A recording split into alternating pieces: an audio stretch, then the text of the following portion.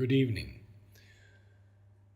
Tonight we are once again with Babu, and this time to talk about poetry, something we both love so deeply. How did you first become interested in poetry, Babu? I don't know. I suppose from my childhood, because I have lived among poets, so I had that feeling. And in the beginning, when I was in Calcutta, I used to write a few lines here and there, but in Bengali. And then I came to the ashram, and in the ashram also, we used to have a handwritten magazine. So right at the beginning, I was asked to contribute something for that magazine, and there also I wrote one or two poems. But then, uh,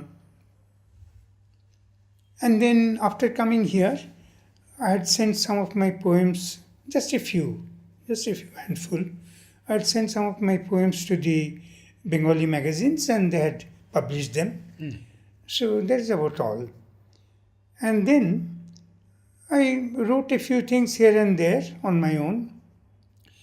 But then I was asked to write for Mother India. That was in 1951. And I had sent some of my poems and some stories. Now I remember the first poem that was published. Um, you would like me to? I would very much like you to. Okay. And Amal was in charge of Mother India at that time? At that time, I was in charge, but he was not in the ashram. He was in Bombay at that okay. time, and used to send the poems. Not, I didn't do it. I don't remember to whom he gave, but that person was sent to Amal. So the poem that was published, and it was a red letter day for me. The title of the poem is Thou. When the day is done and light there is none, I wander, seeking thee. And in the gloom, as the starbuds bloom, thy formless form I feel, I see. Pervading the water, earth, and sky, it mounts up, mounts up, mounts up high, until in thine own boundless vast I lose thee at last. In every heart I know thou art, I seek thee in thy myriad abodes, in flower, in flowery meads of dreams and deeds, where man grows greater than the gods. And in every noble human shrine I see thee blazing, O divine, and I now stand at its luminous door to lose thee no more. So that was my first poem Beautiful. that was published. And then some stories were published, and I was given the rich sum of 51 rupees from Mother India for all the stories and poems, and I offered 50 rupees immediately to Mother, and 1 rupee I kept for chocolate. In those days, we used to get thick bars of what we called American chocolate for 50 paisa each, half a rupee each, and they used to be thick bars. So, before we get into individual poets, when did you start teaching poetry? I started, first, that our initiation in poetry came from Temi Ben. She herself was a poet, and she also encouraged us to write a few poems. Then I wrote, and some of them she liked, I remember. She had told me something. I don't remember the poem now. But then after that, once I started teaching, I used to teach English as a language and naturally literature. And whatever we had learned from Temi Ben, I also used to try and teach them in the same manner. So like that I came to know uh, about poets and poems, and then I used to try and encourage them to write. Sometimes I used to succeed. Then gradually, as I started taking the higher classes, then I concentrated entirely on teaching poetry. Partly because I found that once the students um, left the school and went to the higher course, often they lost interest in poetry altogether. They didn't study at all. So in those days, I didn't teach in higher course. So I thought that I would make a kind of syllabus where they would have the taste of the very best in English poetry. But very best means I didn't dare touch the very modern poets because frankly I don't understand them much. And what I don't understand, I really don't know how to teach the children. So I made a syllabus which covered from the time of the Elizabethan age to the time of mid 20th century, that is T.S. Eliot, Auden and Spender. What about Dylan Thomas? Pardon? Dylan Thomas. Dylan Thomas, no, I've never done. No. Never done. So you went up to Spender. Pardon? You went as far as Stephen As far Spender. as Spender and some of the others like John Masefield, Walter de la Mare, C.D. Lewis, and these poets, but not extensively in them. Mainly, I used to concentrate on the Romantic poets and some of the Victorian poets whom I admired, like poets like Browning, some things of Matthew Arnold, Meredith, and then, of course, A.E. and Yeats. Yes, certainly. And very much so. So these are the poets. And then Francis Thompson. He is one of my favorites. I see. What works of his other than the one we all know? There are these tiny little lyrics like To a Snowflake. There's a very beautiful one. Then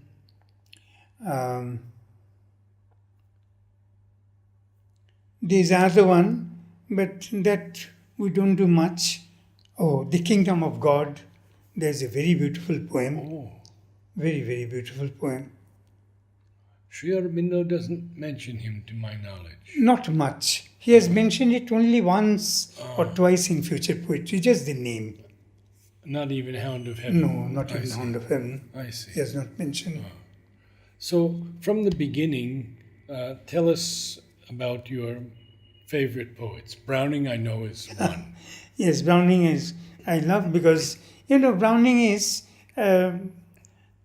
although I don't much appreciate, because there's not so much of poetry in him, there's more of thought there in Browning. Mm-hmm. But poetry-wise, I think the Romantics are the very best, and A.E. and Yeats, they are also my favorites, especially A.E.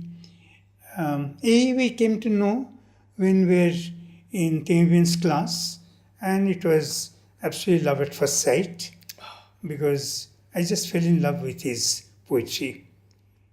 Well, we are very much the same, because I think he's one of the greatest. One of I his... think deeper occultly and spiritually than Yeats. Although Sri Aurobindo said he's not as great a poet as Yeats, but he's deeper. That's it. No, and also I can understand, that when I try to analyze them, A actually is not, I think, at all appreciated in Europe, in England, and because I don't find his name except for his Babylon and sometimes his Frolic. All the other poems are just ignored. I'm really quite surprised. And I remember one little poem. It has touched me. It's called Dust. Just 8-line poem. He says, I heard them in their sadness say, Yes. the earth rebukes the thought of God. We are but embers wrapped in clay, a little nobler than the sod. But I have touched the lips of clay. Mother, thy rudest sod to me is thrilled with fire of hidden day and haunted by all mystery. Yes. I think Beautiful. that's a marvelous poem. The Man to the Angel I like a lot. Absolutely. So beautiful. This is Especially those last lines. true. True. What is it? The lips of the unknown rest tenderest upon my brow. True. True. And Krishna is a marvelous. Krishna is poet. also marvelous, really. Krishna is marvelous. Yes. Only So- one thing about Krishna I find, means if you look at it critically, that he has not got the Indian ambience. That is, he uses certain words which just don't go with Krishna at all. For example, he says, I paused beside the cabin door and saw the King of Kings at play. Now, cabin door just does not go with Krishna, because Krishna was brought up among the cowherds, but the cowherd, he was the king of the cowherds. So he was a very well-to-do person and who lived in a palace. So it is not cabin door at all. Okay. Then in another stanza he says that he talks about the open tavern door. The exact line I don't remember. Brawling. Threw into the air a ruddy glare, and then I saw the King of Kings passing by, brawling through the starlit air. Now that is not Krishna at all, because I have studied a lot about Sri Krishna. We never find him brawling and all that.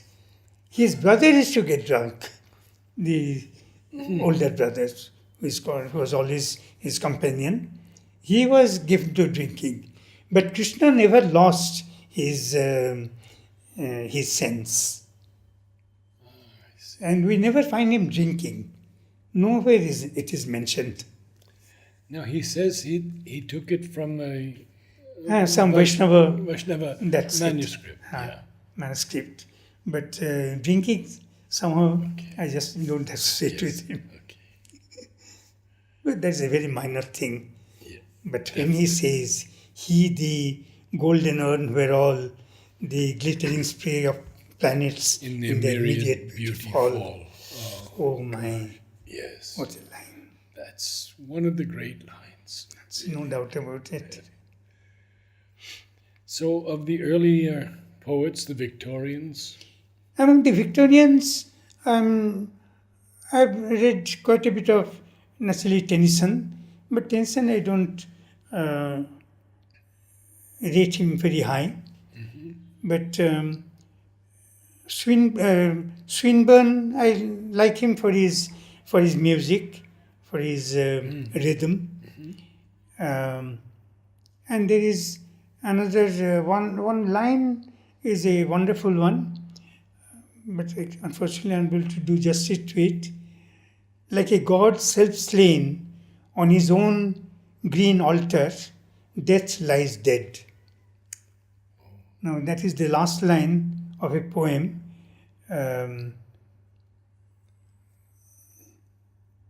About the Forsaken Garden. The title is The Forsaken Garden, but the last line really is something wonderful. an interesting thing about Tennyson is that, I remained with Temi for 3 years before she passed. I stayed with her. Sometimes, usually 7 hours a day. Oh, I talked. see. Yeah. I lived in Golconda to be with her. And just before her passing, she would constantly ask me to recite Crossing the Bar.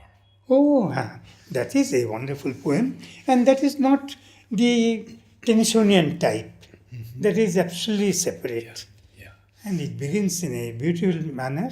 Sunset and evening star, and one clear call for me, and may there be no moaning of the bar, when I put out to sea. Yes. You remember the whole poem? I don't remember all, But that's beautiful. Oh. So after Tennyson, you mentioned Masefield. I haven't- Masefield is also very good, very good. There is something, in him. There's one poem. It's called "Up on the Downs." It's a beautiful one. I don't know if I'll be able to manage the whole poem. Whatever I can give you. Good. Up on the downs, the red-eyed kestrels hover, eyeing the grass. The field mouse, like a shadow, flits into cover as their shadows pass. And then he talks about men burning gorse on the downs, and the air is all thick. Then he says that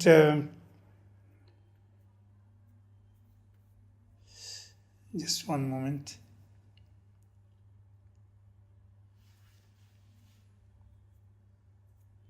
Once in the downs, men were burning. No, once in the down, the tribe was burning, men in the frame, and they danced when their heads were turning, and the gods came. There's something really wonderful. I'm sorry that I'm messing up the poem. My goodness. But That's all right. You know so much. It's a very beautiful poem. So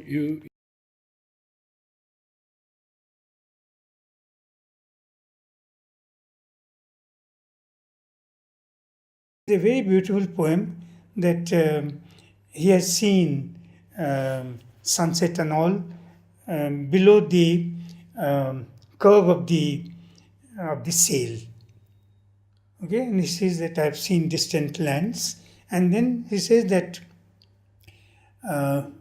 but the most beautiful thing that I have seen are the delicate lines of her lips. So that is the thing that he has seen such a lot. Yeah. And how beautifully it goes. That is the curve of the sail that is making a kind of frame, and through which he has seen all these things. And then he compares the curve of her lips, the dear sweet curve of her lips, to that. beautiful. That is something wonderful. You and I had talked previously about T.S. Eliot, and we've both come to like him somehow. No, T.S. Eliot, he sort of grows Yes, on you. yes. He grows on you. And especially, when I read Amal Kiran, he talks about one line of T.S. Eliot's love song of J. Alfred Prufrock. Yes. So he says that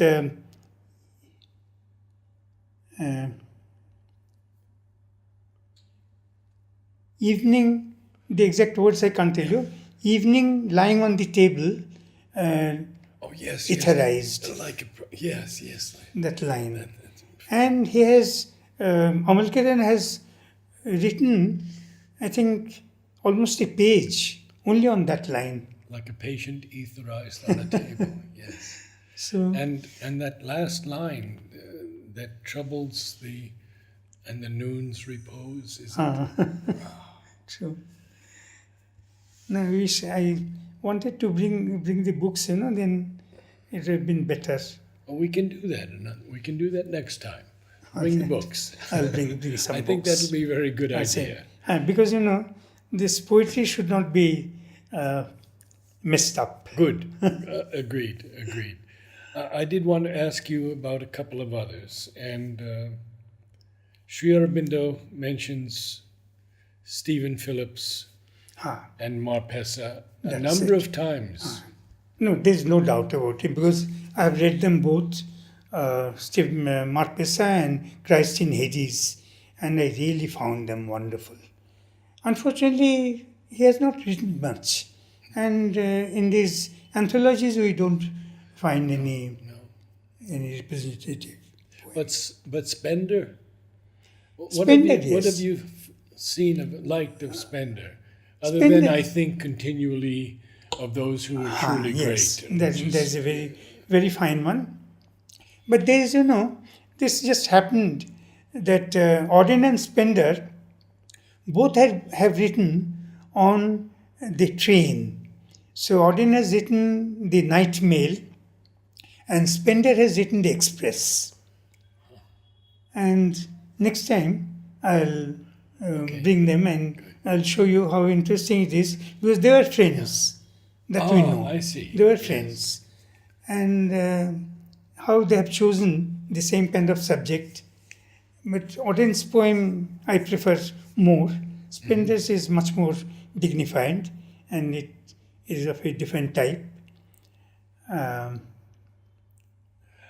What about Auden's homage to Yeats? Pardon? Auden's homage to Yeats. William Yeats is laid to rest. I don't know. No. I've read it many times. Acha. No. And the seas of pity lie locked and frozen in each eye. Oh, yes. No, that is the thing, that sometimes some of the lines, if you pick them up, then they're absolutely outstanding. Yeah. Outstanding. So what are the latter poets before mid-20th century, you said? 20th century, mainly, you see, after Browning, we do a few, means I'm telling you what we study usually, what we teach in the school. Yes. So we do a few like, war poets like Rupert Brooke. Yes. That also we can't do much, because I have to cover nearly 400 years in 3 years. 400 years. Sassoon is another one. Siegfried Siegfried Sassoon. Sassoon, yes, definitely. Siegfried Sassoon. But there's not a lot there. No. Because, they are just represented by one or two poems here and there. Yeah. And there also, I have to make a selection. You see, because I have to think in terms of how much time is available, how much I can cover with the students. So, mainly those only what I teach, I mostly study those. And have you found any truly budding poets in all of your years of classes? There is one boy, he has quite a lot in him. He is in England now. He is doing his PhD on Samuel Beckett. And he is all for modern poetry. He writes really well.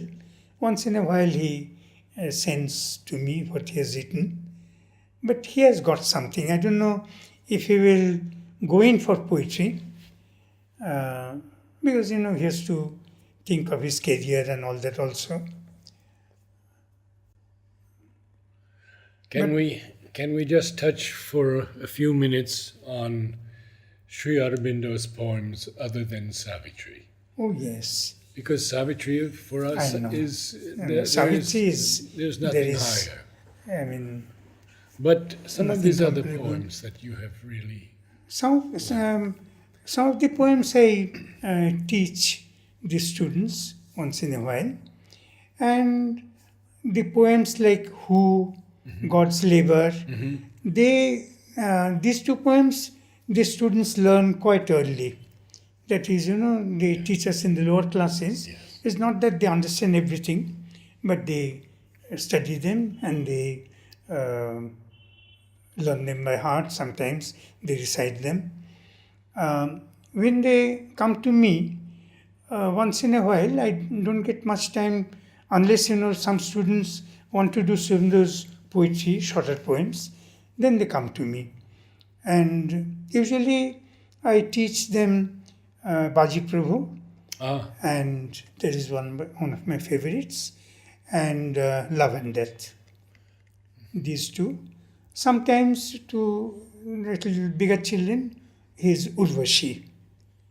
So these three poems, the longer poems we do. And of the shorter poems, his revelation is something out of this world. Yes. Someone leaping from the rocks, Yes. past me ran between blown locks. Yes. So that is absolutely out of this world. And the sonnets? And the sonnets also. Sonnets, one sonnet I constantly quote to them because, there's a corresponding thing in Browning. Browning says, "What is our failure here but triumph's evidence in the fullness of the days?" In Art Vogler, he says that failure is really a step on the way to success. So failure should not be taken too seriously. It is a triumph's evidence in the fullness of the days. Then in Rabbi Ben Ezra, he says,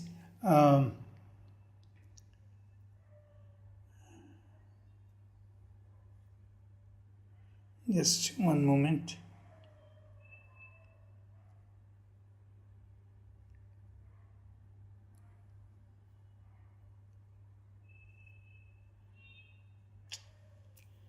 Sorry, the other We'll bring lines, the books. We'll bring the next books time I'll next bring time. the book Yes. and I'll tell But you. anyway, the comparison. I'll just tell you this much. So Browning also says the same thing, that failure is actually should be taken as a way for success, and it should not dishearten you. Now there are two lines in the Divine Worker by Sri Aurobindo, and those I find really very inspiring. He says, "Failure is cradled in thy deathless arms. Victory is thy passage, mirrored in fortune's glass." What a lovely way of describing, and Sri Aurobindo, how he got the idea of, because it gives you that image as though the mother is teaching the child to walk, and naturally she is standing at a distance. The child takes some wobbly steps and then falls down. What does the mother do? She immediately comes and picks him up. So we get that picture when he says, "Failure is cradled in thy deathless arms." There's all our failures God accepts. And they're cradled, we're very close to God when we fail. And then he talks about victory as though there is a mirror of fortune, and victory is the passage mirrored in fortune's glass. It's as though victory should not be given too much importance. Right. Because victory is not the final thing. Next moment there may be another failure. And yet we get overjoyed when we are victorious. Yes. But victory is merely passage of God, Yes. mirrored in fortune's glass. Now, that I find really wonderful. For more than 50 years, a God's labor That's has it. been so powerful to me. Can you speak about a few of the lines in a God's labor? No, I'll need the books, Okay. because you see what happens sometimes that when I'm teaching at that time the lines come. Sure, sure. But sometimes, it is a trick of the memory. When you want to remember, then they escape. Thank you so I'll do that. much. Thank you very much.